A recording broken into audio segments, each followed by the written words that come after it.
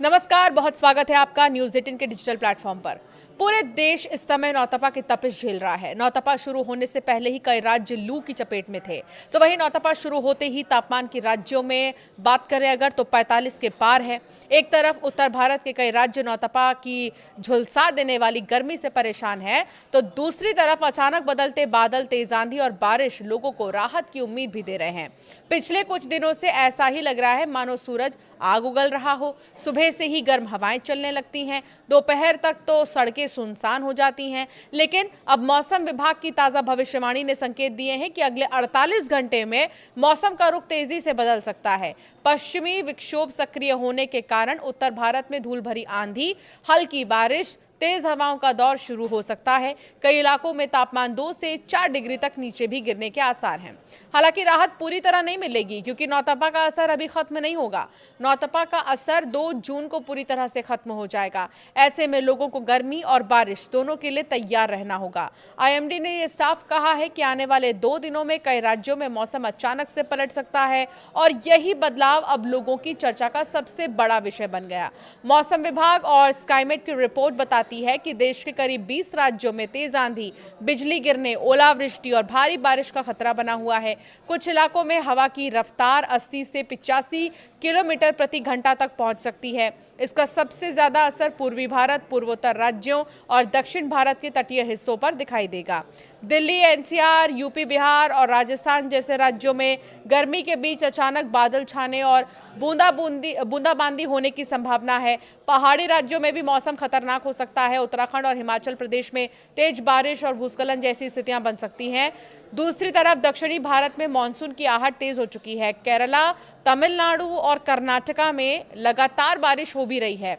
मौसम वैज्ञानिकों का यह मानना है कि अरब सागर और बंगाल की खाड़ी में बन रहे सिस्टम अगले कुछ दिनों में मौसम को पूरी तरह से बदल सकते हैं। ऐसे में किसानों, यात्रियों और मछुआरों को खास सतर्क रहने की सलाह दी गई।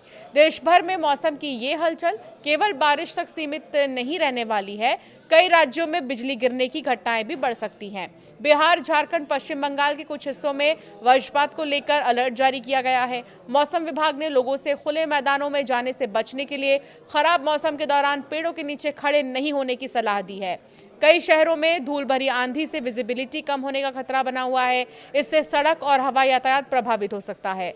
मौसम वैज्ञानिकों का यह कहना है कि इस समय वातावरण में नमी तेजी से बढ़ रही है और इसी वजह से गर्मी के बीच अचानक तूफानी गतिविधियां बढ़ रही हैं।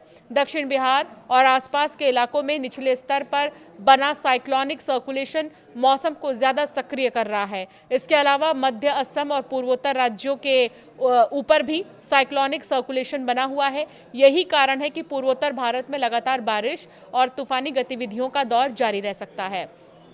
मौसम विभाग का ये मानना है कि मई के आखिरी सप्ताह में देश के कई हिस्सों में प्री मॉनसून एक्टिविटी तेज होगी। इससे कुछ राज्यों को गर्मी से राहत जरूर मिलेगी, लेकिन तेज तूफान और भारी बारिश नई परेशानी भी पैदा कर सकते हैं।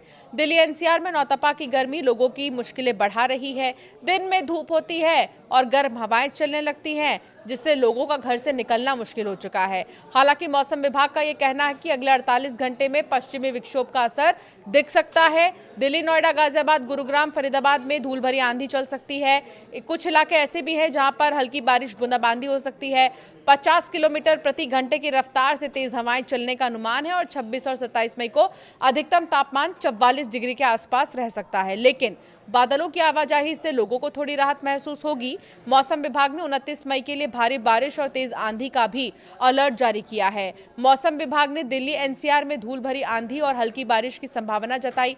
50 किलोमीटर प्रति घंटे की रफ्तार से हवाएं चल सकती हैं। 29 मई को भारी बारिश और तेज तूफान की भी चेतावनी जारी की गई है।